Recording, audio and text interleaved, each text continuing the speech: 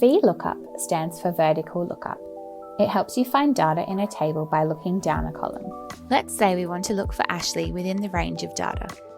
Type equals Vlookup and an opening bracket in a cell. Enter the value you want to look for. Select the range of the table where you want to search. Enter the column number where the result is found.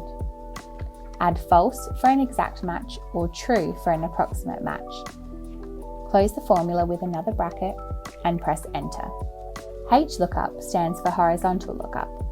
It searches for data across a row instead of down a column. Let's say we want to look for Brett within the range of data. To use it, type in the equal sign, Hlookup, and an opening bracket in a cell. Enter the value you wish to look for. Select the range of the table where you want to search. Enter the row number where the result is found. Add false for an exact match or true for an approximate match. Close the formula with a bracket and press enter.